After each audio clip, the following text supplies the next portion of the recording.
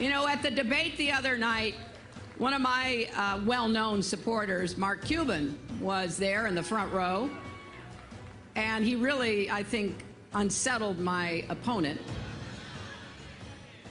But I'll tell you, Mark Cuban's a real billionaire who actually uses profit sharing. Well, it does help to have a real member of the Billionaires Club on your side when you're going after Donald Trump.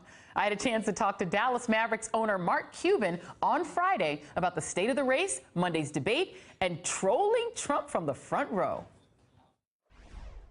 Mark Cuban, thank you so much for being with us today. Thank you, Joy. Thanks for having me. All right, so we have been dying to talk with you. I've been dying to talk with you because you are among, I would put you in the top 3 trolls of Donald Trump. You seem to be able to get under his skin like only Elizabeth Warren and Hillary Clinton and apparently Alicia Machado do. What do you suppose is the reason that he is so excitable? He just has thin skin. I mean, that's just who he is. And I think it has a lot to do with his own personal insecurities. I always try, the more he talks about something, typically the less secure he is about that subject or topic. And I just try to have fun with it, knowing that it's going to drive him crazy. And when you talk about the topics that make him the most insecure, I think most people would agree that one of them is the questions of his wealth. And you, of course, sir, are a very wealthy man. And one of the reasons I think that you do get to him is that he's got this kind of psychological makeup that feels that wealthier people are looking down on him. There was this moment in the debate with Hillary Clinton, in that first debate, where he had been pretty good for about 20 minutes, and then she mentioned the $14 million he inherited from his father and the fact that he might not be that rich. So you've got to ask yourself, why won't he release his tax returns? And I think there may be a couple of reasons. First, maybe he's not as rich as he says he is. Why do you think that that moment produced what really most people would agree is kind of the unraveling that took place for the rest of that 90 minutes? Because it created a direct question of everything that he said up to that moment, which was it was only a small $1 million loan compared to like my dad giving me $20 a week, but he got only a small $1 million loan to start his career. And once she challenged that and pointed out that he was off by so much, I think that really got to him. Plus, you know, being in the audience, you could hear a little giggle coming from the audience at that point, and I think that just escalated things for him, and then it was Katie barred the door from there. Well, now you were famously invited to the debate by the Clinton camp. We see this as one of the other examples of them trolling Donald Trump by having you there in the audience. Do you think that he was able to see you? Were you making eye contact with him? Tell us a little bit about that. Yeah, I don't think he was necessarily making eye contact, but he certainly saw me, and you know, his family, who was just right across the aisle, saw me. And Rudy Giuliani, when he saw me, all I could hear him say was, "What's he doing here?" So they were certainly aware that I was there. But I mean, I don't think it really impacted his performance. I know what Secretary Clinton said. I think, you know, hearing the audience react negatively and actually with amusement to a lot of the things he was saying at points that he didn't expect that response. I think that plus Secretary Clinton's egging him on and baiting him, that was just a combustible combination. Yeah. I want to talk a little bit more about his sort of wealth fixation, but what did you make of his response to your invite being to invite Jennifer Flowers? And she accepted, but ultimately the plug got pulled. But what did you make of that invitation?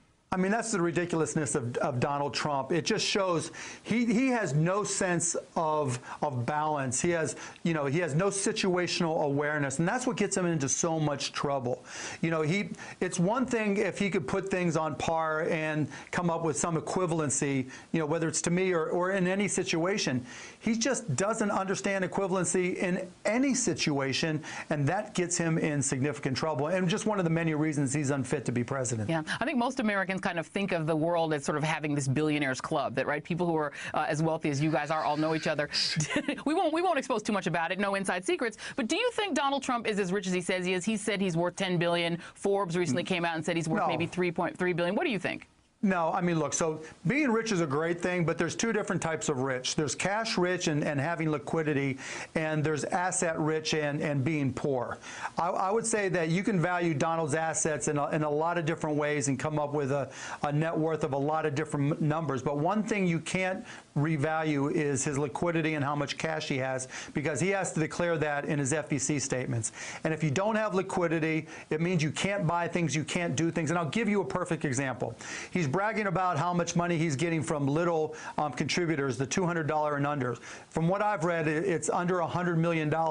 If he was so rich, why would he take their money instead of just using his own, particularly after claiming so many times that he could fund his own campaign?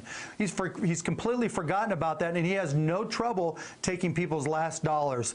And so, you know, when it comes to his wealth, I think maybe you can pick any number for assets, but when it comes to liquidity, when it comes to cash, he's a lot closer.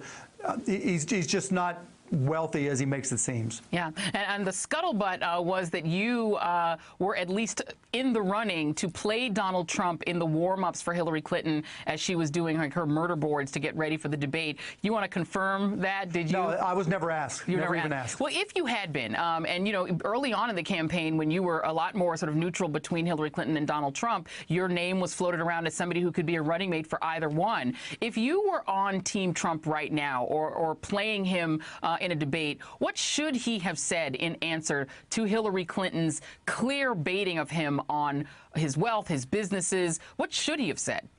I mean, look, if anybody's in that position where there's a lot of pressure and you have to keep your cool.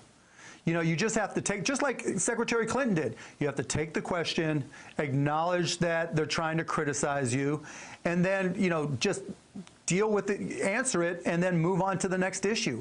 His problem is he just never directly answered any questions. He was asked about, you know, dealing with lone wolf terrorism domestically, and he still hasn't answered that question.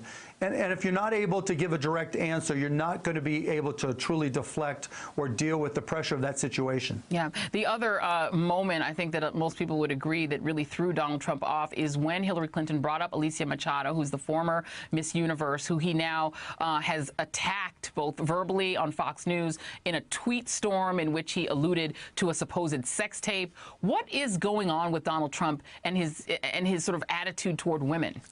Well, first, his attitude towards women. I mean, there's a long history there, and there's plenty of evidence there that, you know, he objectifies them and, you know, doesn't take them seriously. So that's one issue. But I think, you know, from a race and a campaign perspective, you can see how flustered he is, and that's pulling him away from his advisors.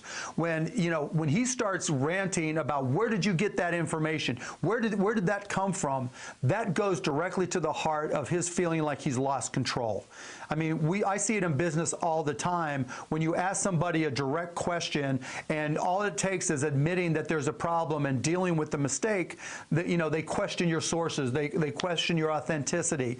When that happens, that just shows that he's lost control. And the last thing Donald Trump, even in his alternate reality world that he lives in, he can't stand the fact that he might have lost control. And that's why it set him off so much. We will have much more of my interview with Mark Cuban on tomorrow's AM Joy.